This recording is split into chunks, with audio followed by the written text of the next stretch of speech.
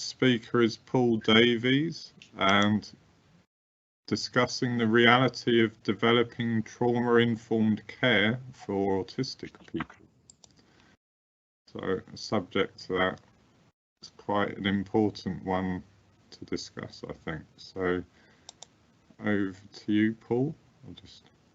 Thank you very much indeed, Damian. I am desperately looking for the little bar that comes up for me to share my screen, but I don't appear to have it. Oh no, here we are. There we go. So let's have a look here. Just take that off there. Right.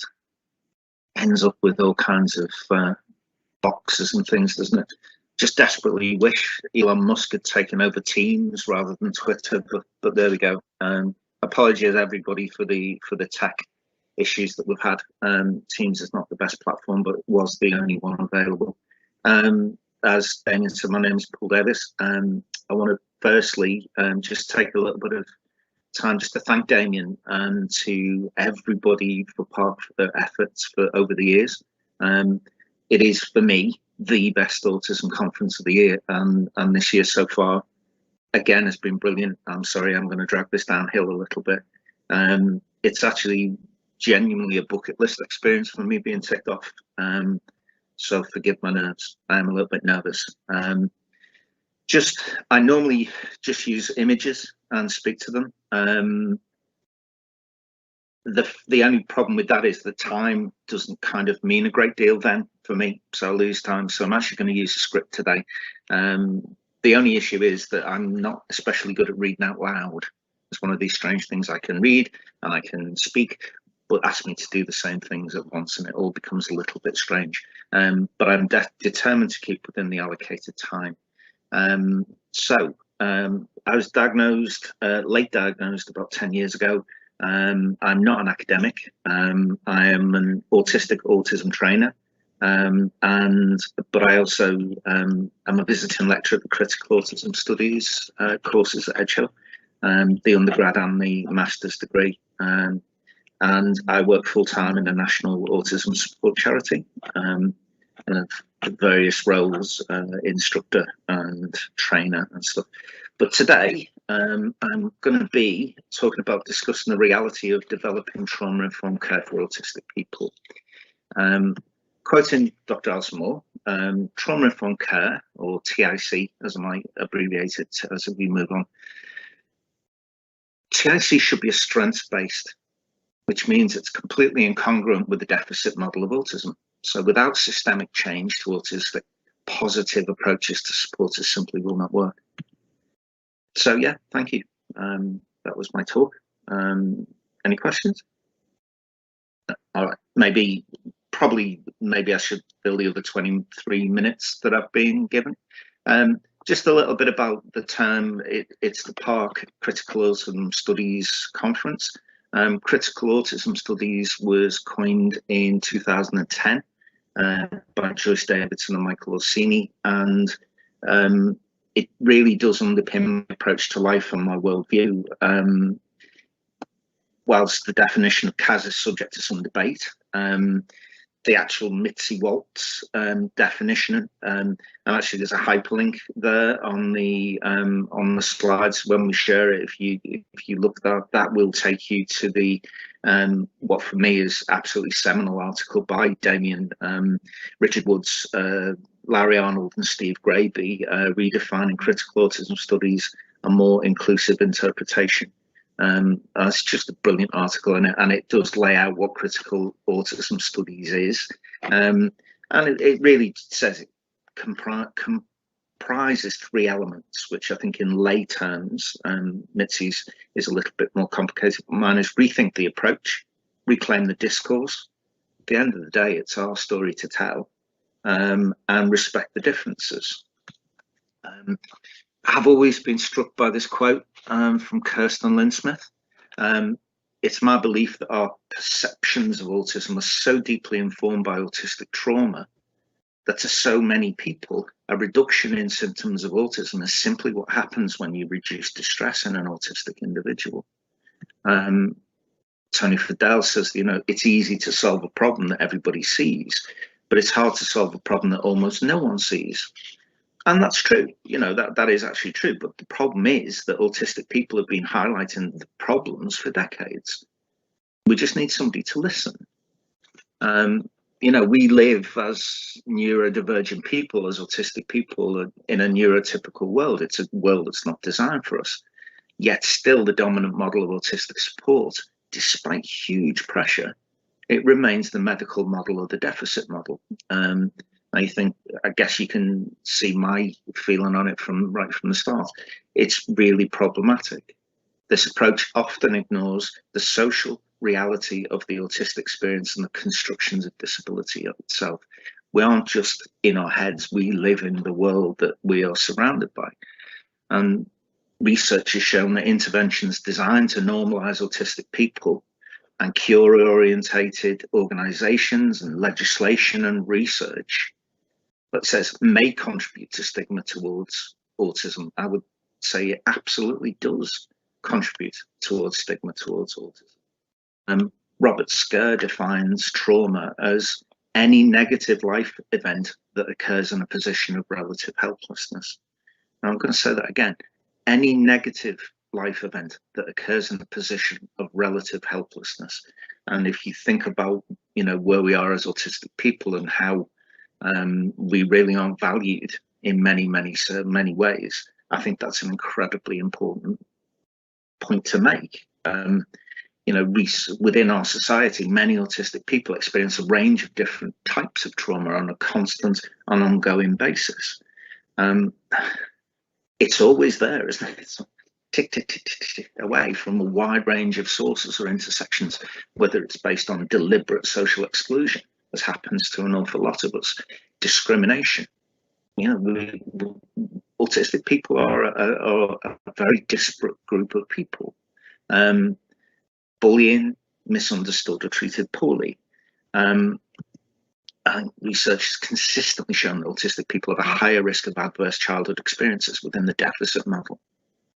Such events have consistently linked to immediate and lasting health disparities, including PTSD, post-traumatic stress disorder, complex PTSD, anxiety, depression, and other mental health issues. Certainly for me, you know, I have complex PTSD, I've suffered from depression in the past, and other mental health issues. It's really, really challenging sometimes. You know, the unpleasant historical reality of the deficit model is based on this idea, this ethos of a mythical, socially constructed normal. Have you ever met that normal person? Because I haven't, you know, and you think about that, is that, you know, it's effectively a white male heterosexual person. That's the autistic. Autism is white kids, isn't it? That's what we think of. Now think of the rhetorical violence that perpetuates. It's not going to work in this amazingly, wonderfully diverse community of ours. See Remy Yergo, or at the time some of the work that was written, they wrote was under Melanie Yergo for more work about rhetorical violence. Think about that, you know, you're disordered. That's a pretty violent thing to say to somebody, you know, and it then effectively just renders my voice unreliable and deficient, which means it can be ignored. You know, there's a quote from Remy Yergo at the time saying, you know, having been diagnosed, I am now no longer the author of my own body. It's an incredibly powerful thing. And indeed, you know, many people might actually dismiss what I'm going to say today because, well, he's an activist. We're experts, we're scientists. No, it's a challenge. You know, the next few slides, I'm going to look at the social and emotional impact of the medical or deficit model on trauma-informed care, because this is what we have to live with. You know, Nick Choan, and no pressure here, because Nick is actually following me on to present, so I've really got to get this right. And Nick, within their work, they found that it's both epistemologically as well as ethically problematic if the autistic voice is not heard in relation to social scientific research seeking to further develop knowledge of autism. You know, otherwise, if we're not, it's just somebody's opinion, and it's a neurotypical's personal opinion of what it is. It isn't ever going to be correct.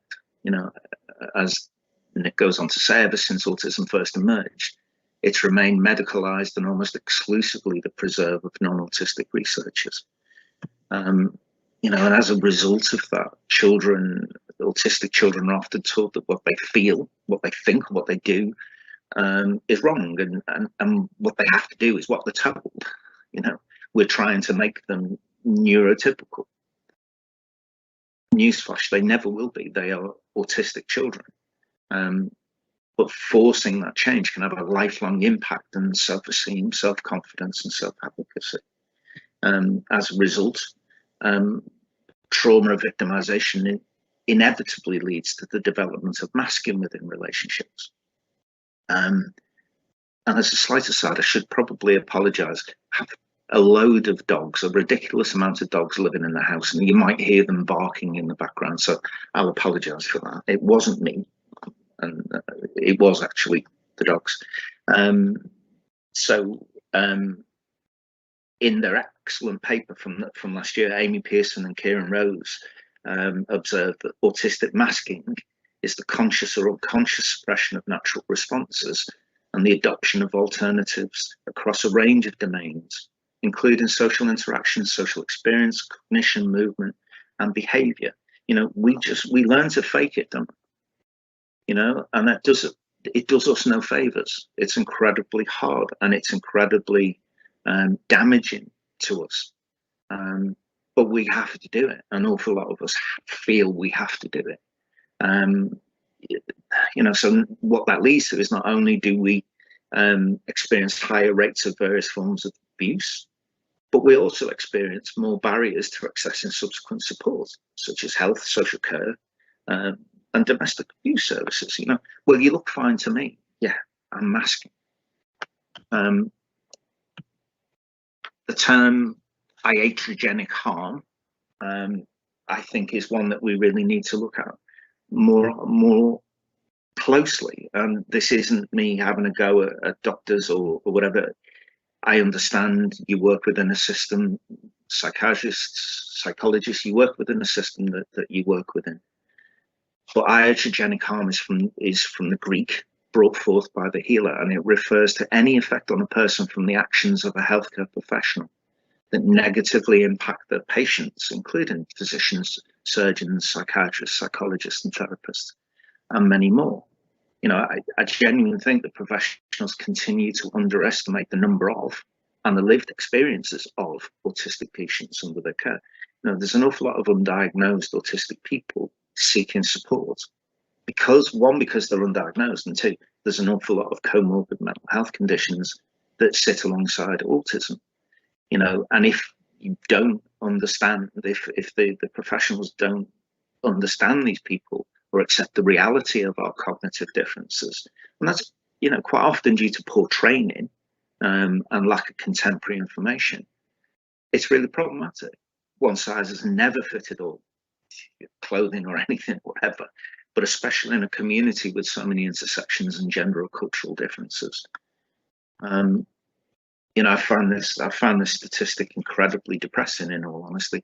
Within the deficit model, suicide is the second largest cause of death for autistic people, with suicidal thoughts reported in 66% of newly diagnosed people.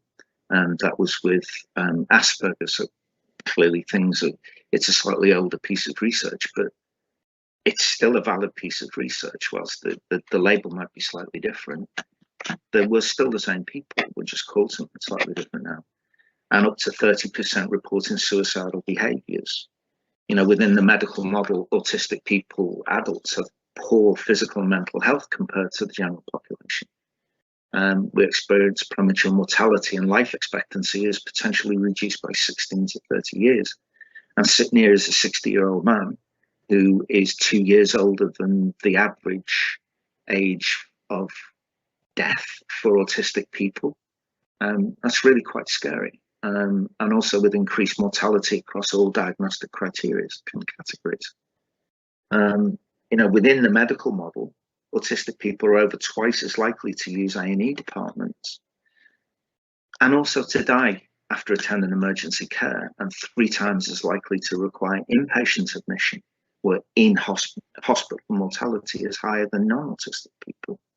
And yet we persist with the system, which, you know, increases the potential to kill us. It's incredibly scary.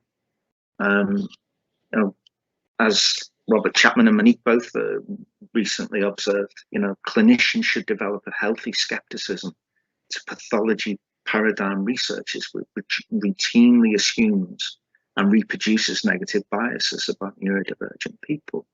How many times do we open up an article and see that first paragraph that says autism is a deficit model? And it's so depressing.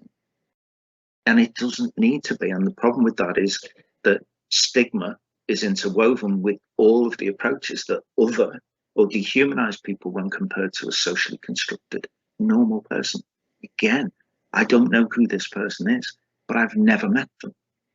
The deficit model creates stigma and discrimination. You know, Monique both are, again, I think I love their work. Their work is amazing. And the work of David Frost demonstrated a clear relationship between minority stress and mental health in the autistic population, and the huge importance that community and acceptance can play as a buffer to stigma and stress. It's why whenever anybody asks, I say, yes, I am autistic. No, I'm not a person with autism. I am autistic, and I'm proud of that. Being able to say that and knowing that I have a community around me is incredibly important. But we are really victimized as a community. Amy Pearson, Kieran Rose and John Rees study this year looked at autistic adults' experiences of interpersonal violence and victimization, IPV, within personal relationships.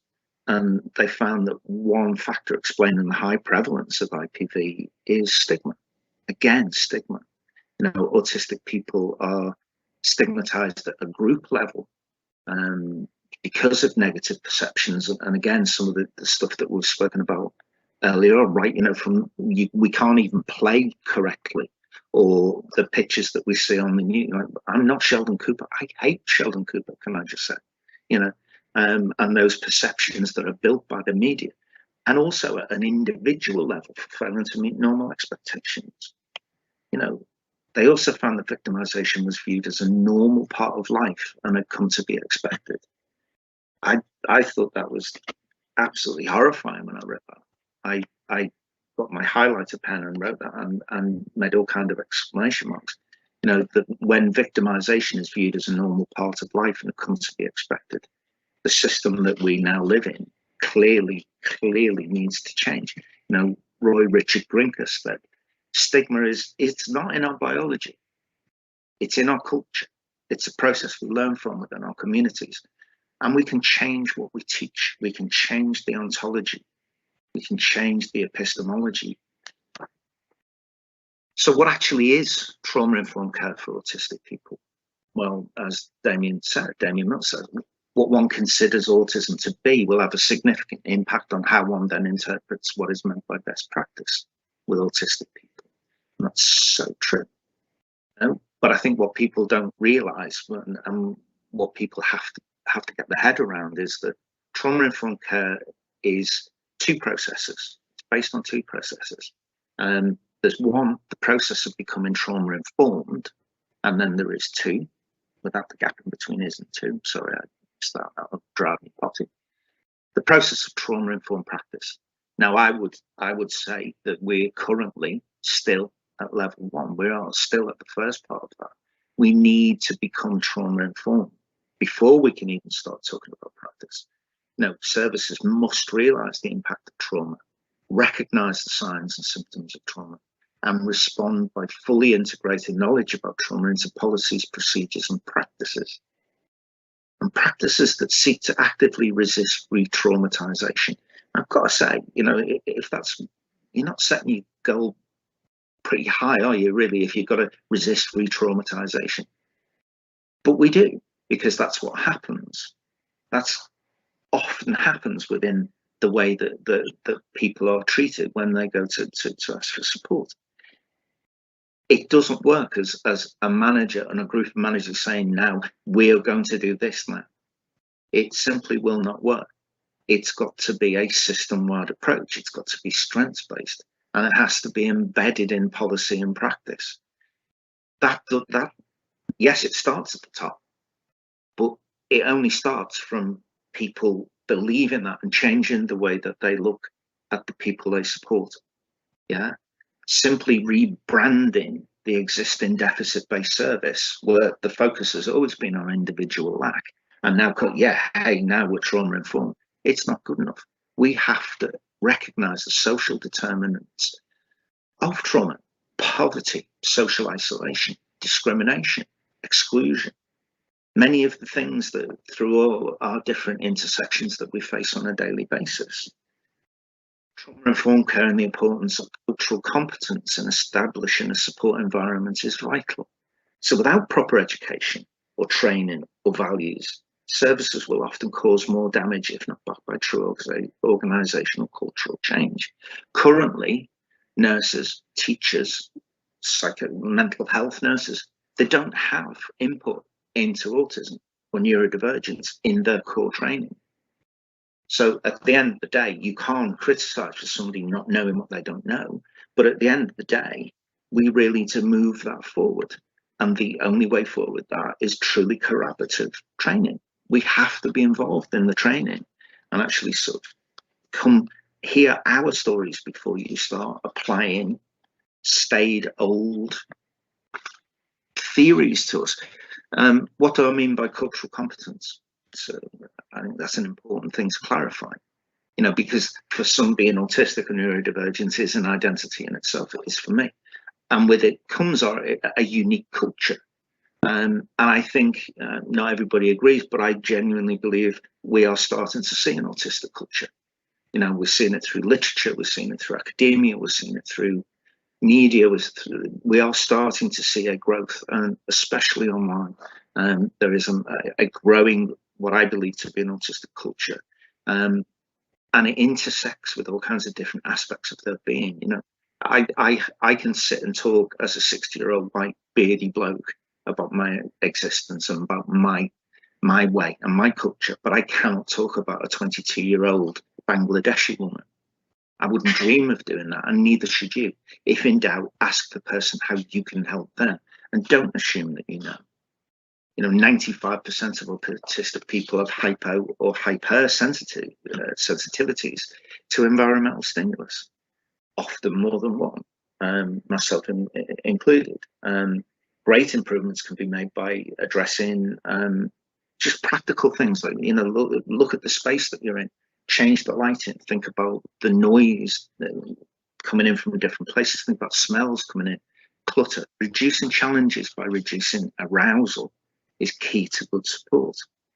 You know, we've got to look beyond this current, so limited focus about autism, you know, about behaviour. You know, ABA, PBS, I'm sorry, they're gone. They, for me, no longer serve their purpose. We are more than our behaviour. And you know what? Behaviours of concern are usually evidence of an unmet need. You know, that's the responsibility of the supporter or the person around it, you know, double empathy. Support must respect and accept natural autistic behaviours. Stimming, you know, quiet hands are not happy hands for children. So if there are any teachers there and you've said that, I'm sorry, stop saying that. Stop doing that. Stop thinking about that. Because all you will do is, by suppressing the autistic natural act of self-stimulation and its soothing results, you're going to lead to distress. So by doing that, that increases the feelings of anxiety and distress within the environment.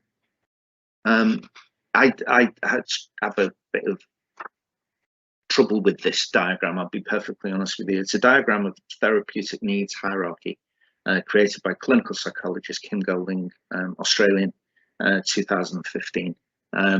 It's clearly based on Maslow, and it's commonly used to describe the stages required to work with trauma.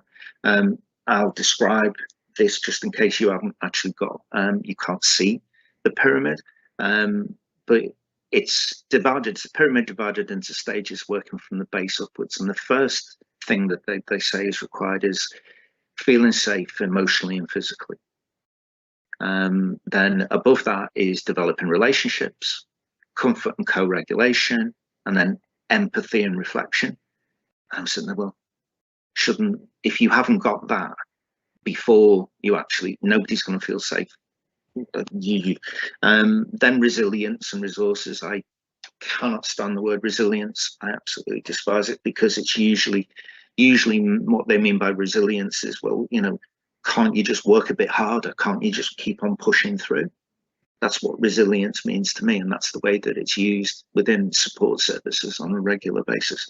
And it really, really isn't good. You know, it's steeped in developmental psychology, where poor parenting is often blamed for infant traumatization.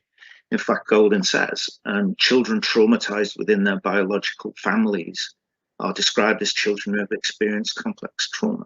Well, yes, that's potential for some people, but however supportive of parents are, you know, if a child is going to be labeled disordered by experts and is constantly in a state of high arousal because of chaos around them, how are we ever going to work with that? We're not, and that's not the parents' fault. Parents can be absolutely brilliant and doing whatever they can possibly do. You know, how do we even achieve the most basic state of feeling safe emotionally and physically if the lived, or indeed the support environment that you're asking that person to go into is hostile and constantly hostile? You know, can we ever feel safe in a therapeutic system that in practice often perpetuates stigma and discrimination?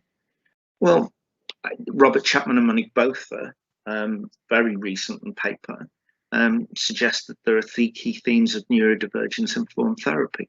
I love this paper. I thought it was brilliant, and it's really timely. First, we need to reconceptualize the idea of dysfunction as it's relational rather than individual. You know, anybody, we should really all know that we all are part of an interconnected society. You know, this is the problem, when there just hasn't been enough sociology in autism. We really need to be looking at the world that we live in. It's not our fault as an individual. Secondly, the importance of neurodivergence acceptance and pride, and disability community and culture to emancipate neurodivergent people from neuronormativity. I realized a while ago that I'm pretty rubbish at being a neurotypical.